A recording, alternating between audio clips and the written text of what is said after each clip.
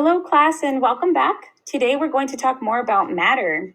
So we'll begin by reviewing our lesson objectives as we always do. Okay, then I'm going to show you a quick video. It's a short song about the 3 states of matter.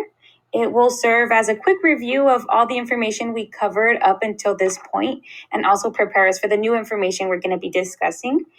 And then we'll do a quick recap of the main concepts I want to make sure that we understand from our last session. And then we're going to dive a little bit deeper into the different states of matter. Okay, so here we go, guys. Our lesson objectives. At the end of the lesson, you will be able to identify the 3 states of matter, and you will be able to model how particles are arranged in each state of matter. Okay, now I'm going to go ahead and play this video for you. It's really fun. I hope you all enjoy it. All right, guys, raise your hand if you like that song. Yeah, my hand's up too. I liked it a lot. I think it's very catchy. And I think we are all going to have that song probably stuck in our head for a while. All right, so who can raise their hand and tell me what matter is?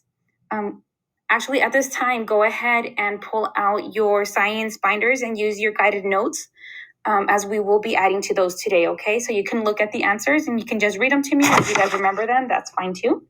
Okay, Sophia? Yes, correct. Matter is anything that has weight and takes up space. Because remember, matter has 2 properties, right?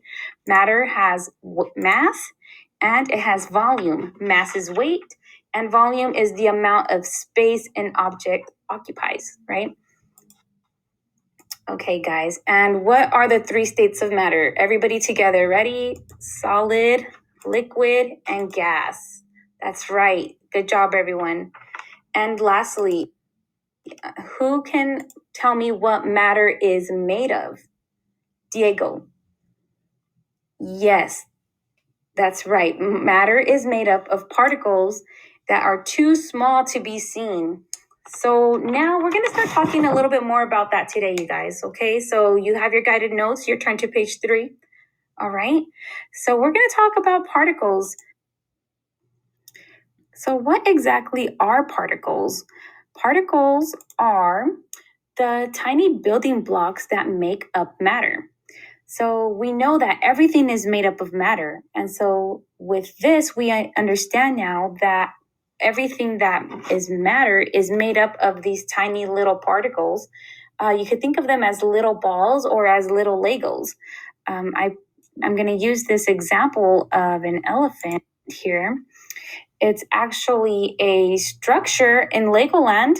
I don't know if any of you have been to Legoland, but this is an elephant that's made up of tiny little Legos. So although it looks like an elephant, if you can get close, you would see that it's made up of little tiny Legos built up to make the whole elephant. So like this elephant statue, us and anything else that's made of matter, any object that is made of matter is made up of tiny little particles that build on each other to create that object. And remember, again, there are 3 states of matter, right? Can we repeat them one more time, guys? There are 3 states of matter. It's solid, liquid, and gas. Can someone give me an example of a solid? Mateo. Yes, a pencil is a solid. Thank you. Can someone give me an example of a liquid? Ariana. Yes, water is an example of a liquid. And lastly, a gas. Jennifer? Yes, smoke is an example of a gas. Okay, and so what's important about particles and the different states of matter is that how an object looks and how it behaves has a lot to do with the particles that it's made of. Okay? For example, in solids, the particles in solid matter are very close together, like you can see in this image here. The little circles represent the particles that make up solid matter.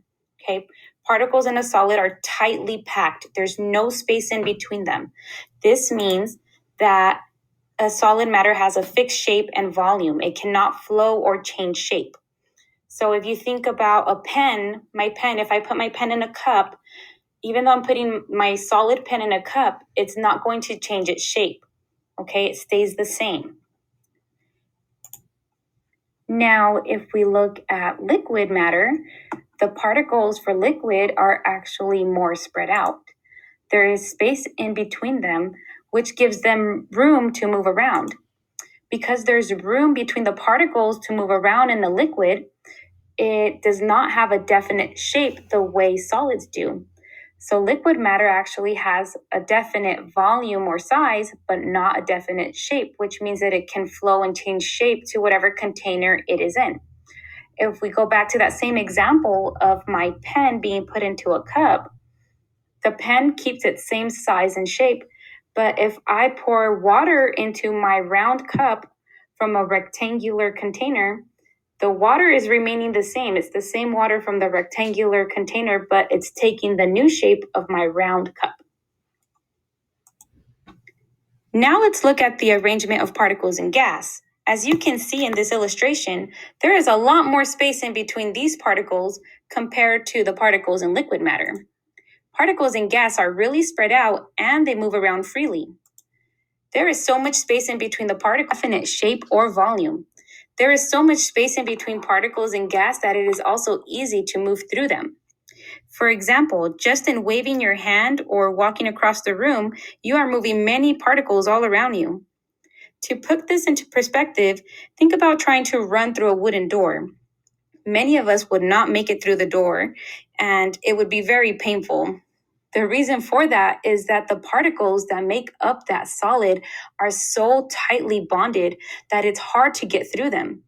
However, if we jumped into a pool full of water, because of water is a liquid, the particles move around. So we can jump in it and it would not be painful. I mean, if you do a belly flop, that's kind of painful too, but we'll have to talk about that another time. But still, compared to a liquid, and especially a solid, moving through a gas is still so much easier. And the reason for that is because its particles are so spread out, okay? Here is a diagram of the 3 states of matter and the arrangement of the particles for each state of matter. So this is just a quick summary of what we've already gone through. What I'd like for each of you to do is in your guided notes, there's an area for you to draw these illustrations. You want to go ahead and draw what particles look like for a solid, what they look like for a liquid, and what they look like for a gas. And these points here are the main points that we covered today for each state of matter. Okay, so for a solid, remember, it has a fixed shape and a fixed volume, and it's rigid. Rigid means that it cannot be bent out of shape, okay? Now, liquid, it's different from a solid in that it's not rigid. It does not have a fixed shape. However, it does have a fixed volume.